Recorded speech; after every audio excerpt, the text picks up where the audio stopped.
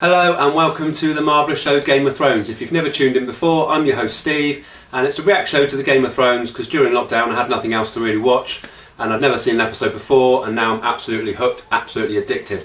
And we have the best community in the world on this channel. I'm telling you, everybody's absolutely spot on. So yeah, if you want to join that community, subscribe, like, comment, hit the bell, and you'll be updated anything I put up. And yeah, that's all that stuff done. So last time we watched Season 4, Episode 7, The Mockingbird.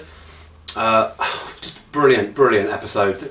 Every episode at the minute, it's kind of getting to the stage where you think, this is the best episode I've seen, and then the next one's even better, and it just carries on, so it's just so good at the moment. But we started off with Jaime going to see Tyrion in his cell, and basically letting him know that Cersei has chosen the Mountain as her champion to fight to the death, and Jaime's basically said, look, you know, I would fight for you, but he said there's no way I can beat anyone with my left hand. It'd be a pointless fight. So he asked Jaime if he could go and get Bronn. Bronn turned up, found out that he'd been offered loads of money by Cersei and a really pretty wife and all this kind of stuff. So he basically said to Tyrion he'd have to pay him so much to actually get him to fight the Mountain, because even he thinks he'd probably lose against the Mountain. Tyrion was in a bit of a mess. Then Oberyn turns up, Prince Oberyn, and actually puts it to Tyrion that he will be his champion and fight the Mountain, obviously because he wanted to get to the Mountain somehow.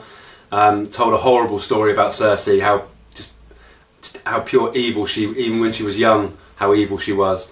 And it was a heart-wrenching scene because, like I said before, you kind of think that Tyrion probably has actually been through this, and Peter Dinklage, the actor, has probably been through this when he was young, constantly bullied and just people being nasty to him the whole time. So I think he literally threw his whole soul into this role, and certainly these last few episodes, definitely.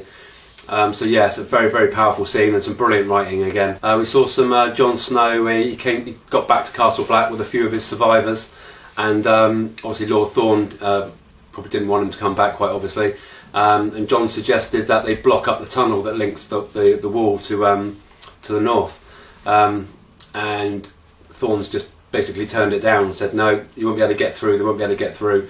And even when Jon said, have you ever seen a giant before? Because these giants would take seconds to get through that gate. He didn't want to know. So I guess they're going to get, in the next couple of episodes, I think, we're going to see the wildlings reach the wall, and it could be the end of Castle Black, because I don't see any way out of this. There's only 100 men there. You know, they've got no chance at all. And that'll be all that Lord Thorne's fault. You know, guy's a dick, let's face it. We saw a bit of Melisandre, and long story short, she basically wants Shireen as a sacrifice, which, I mean, her mother doesn't seem that bothered by it, but I can't imagine Stannis. I know he gives into it, whatever she says, but this is going to be the turning point, I think, for Stannis. I don't think he's going to agree to have his daughter sacrificed. If he does, then he is a knob. That's all I can say. But I don't think he will. And I tell you what, I love that little girl. I don't want anything to happen to her.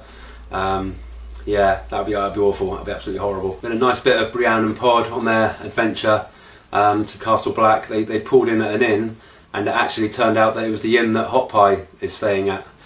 Obviously, they didn't know each other at the time, but Hot Pie was sort of, you know, giving them food that he'd cooked, and Brienne just mentioned if he knew Sansa Stark, and he kind of said no, and he looked a bit panicked, to be honest. And then when Brienne and Pod were getting their horses ready to leave, Hot Pie come running out and said, I don't know Sansa Stark, but I knew Arya Stark, not Arya, Arya Stark. And they had a little chat, and now Pod believes that the best bet might be to go to the Vale, where her auntie lives. So now they've changed direction now. They're not going, I don't know, I'm not sure if it's still up north, it probably is, but it's not as far as Castle Black, put it that way. So this could be quite good, because the Vale now seems to be getting everyone kind of going there now, which is quite cool, so we'll see where that goes. We had some Arya and the Hound stuff, where they turned up at a house that had been set fire to, and there's a poor old guy who'd been stabbed in the stomach, and he was dying basically, and he knew he was dying. I had a brief chat with him. Hound gave him some water, and then probably did the humane thing, and he just stabbed him into the heart. It was quite a touching scene. And then they got jumped by these two guys. One of them bit the Hound on the neck. The other one, Ara instantly noticed who he was, and he was the one who was in that cage being really nasty to her when they were on their way up to Castle Black. The Hound asked him what his name was, and as soon as he said his name, that meant that then Ara could go and kill him. So she just went up to him and stabbed him with the sword straight into the heart, which was quite cool. So yes, that was good. And then it got even better when they were kind of I guess they were back on the road, and Hound was trying to sort of trying to stitch up this wound that he had on his neck, and Ara sort of offered that she would use fire to sort of to seal the wound, and of course Hound freaked out because he's afraid of fire. And then he sort of confessed to her what actually happened with the mountain, and how he got those horrific burns on his face, and you could tell that Ara was quite taken by it, and she felt quite sorry for him.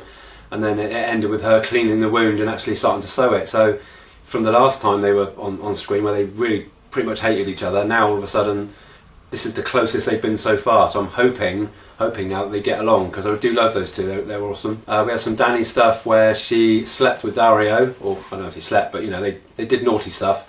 And as Daario was leaving, Jorah came up and saw him leave, went in there and had not a go at Daenerys, but sort of trying to open her eyes to a few things.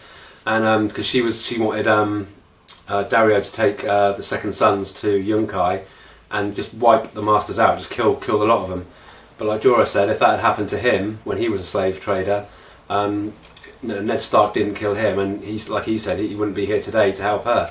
So she kind of changed her mind a little bit, where she said to him, right, in that case, tell Daario that he's got to take the son of the father that she crucified, you know, the one that he asked to take down. She wants him to go with Daario to Yunkai and basically plead with the masters to give them a choice. They either do it Dany's way or they do it the hard way, and that's to get killed, basically. So whether I don't know if that's going to be this series that happens, because there's an awful lot to fit into what's we've got three episodes left. But you never know, it might happen. And then we had a bit of Littlefinger and Sansa stuff at the end of the episode. Sansa was building Winterfell out of snow, and the whole of Winterfell kind of thing.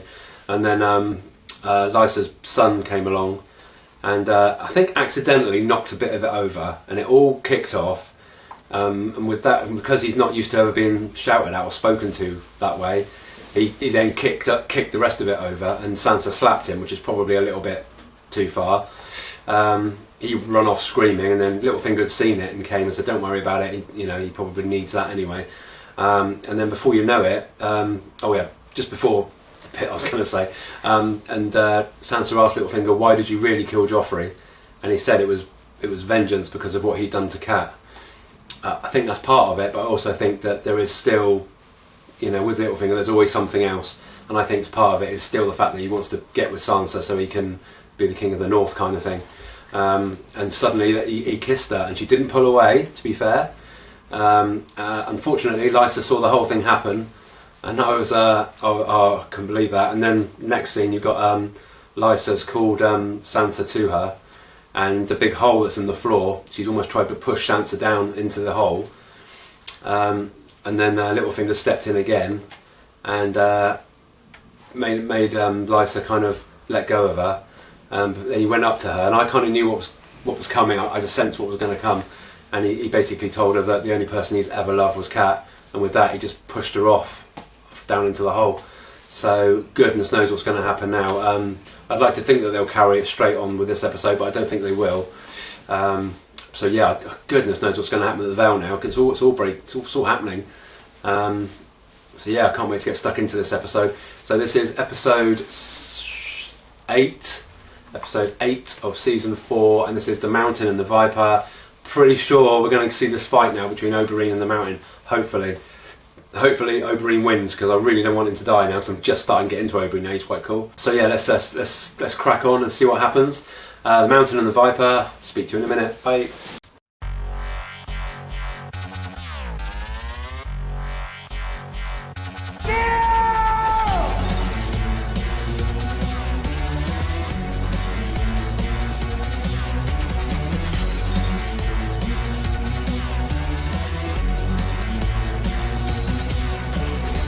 There are no men like me.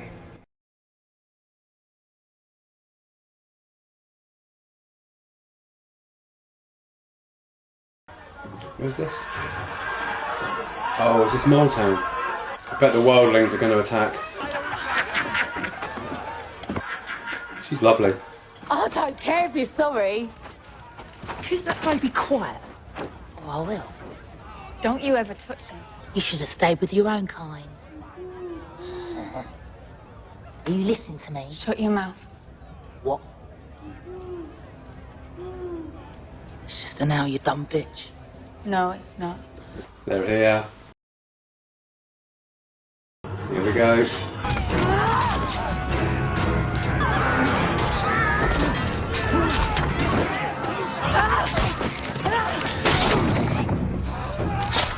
Don't let Ygritte do anything stupid again.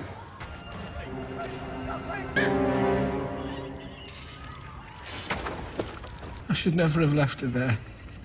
You couldn't have known. Of course I... No, you shouldn't have done. Maybe she managed to hide herself. I thought all of you was dead. She might have got out. If they hit Mole's Town, then we're next. I believe he was interested. When the slavers castrate the boys, did they take all of it? The pillar and the stone? I don't know, Your Grace.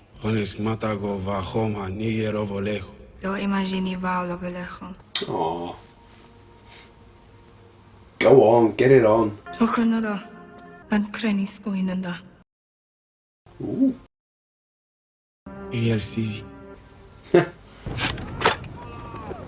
Wildling. Oh no. As long as they're in the sea. I'm Theon Greyjoy, son of Balon, heir to the Iron Islands. And what are you really? I'm Reek. I'm Reek. Until when? Always. Forever. That's right. Bring me Moat Cailin. I don't see this is going to work. He doesn't even act normal, does he? Who are you? It is King Arthur, and these are my knights of the Round Table. I'm Kenning, commander of this garrison. And you say you're Theon Greyjoy? Yes, I was born on Pike to Balon Greyjoy, his third and last living son. I am your prince. What is dead may never die. Lord Bolton took me captive after Winterfell. He has sent me to treat with you in good faith as your fellow Ironborn. What does Lord Bolton want? Lord Bolton implores you to protect your men and abandon this fortress you can no longer hold. Do this, and he will be just and fair with you as he has been with me. He wants us to surrender. My own father, your king, surrendered years ago to Robert Baratheon. I watched him bend the knee. There was no shame there. No shame. Fought with honor. Only a whip dog would speak this way. You go tell your master that. Theon Greyjoy.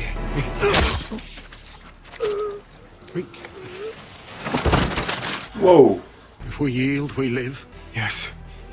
Have your men raised the white flag and open the gates? You didn't really think I'd let them go, did you? Will we go home now? I believe we will. That was a bit weird. Moneylender, whoremonger, you've been licking Tywin Lannister's boots so long it's a wonder your tongue's not black. And when Jon Arryn named you Master of Coin, no one cared. Lady Arryn's predilections were her own affair. Her death is our affair. Of course, suicide shattered us all. Strange that within days of your arrival you've married Lady Arryn, and she's fallen through the moon door. She was always prone to melancholy. We were told there was a witness, a girl. A niece of yours, I believe. We'd like to speak with her. We prefer to hear her testimony unadulterated. She's going to stick up for him, isn't she? Come closer, child. Lord Baelish here is your uncle? Your name is Elaine? Tell us what you saw. Sorry, Lord Baelish. I have to tell the truth. My name's not Elaine. It's Sansa Stark, eldest daughter of Lord Eddard Stark. Sansa Stark? Since my father was executed, I have been a hostage in King's Landing. A plaything for Joffrey to torture or Queen Cersei to torment. They beat me, they humiliated me, they married me to the imp. I had no friends in King's Landing, except one. He saved me. He knew I'd be safe here in Eyrie, with my own blood, my Aunt Lysa. Your secret is safe with us. She confessed to me She never loved Lord Arryn. When the gods finally allowed her to be with Lord Baelish, she was so happy.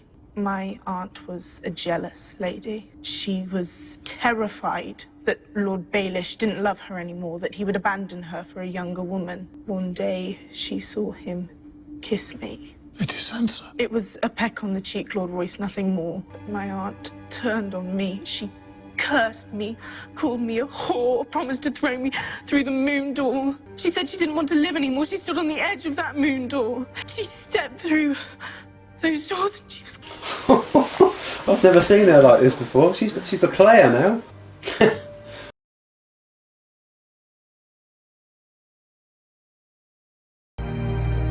I want to know which side you're on. I mean, do you support the Lannisters, the house that executed your friend Ned Stark? Well, of course we don't support the damn Lannisters. No. Catelyn Stark begged her sister for support and Lysa refused. Who would you have us back, Lord Baelish? Robb Stark is dead. I'd have you back. Robb and Arryn, sickly little boys, sometimes become powerful men. He needs to learn how to swing a sword, how to ride a horse. Aye, it's time. Yes, time for Robin to leave the nest.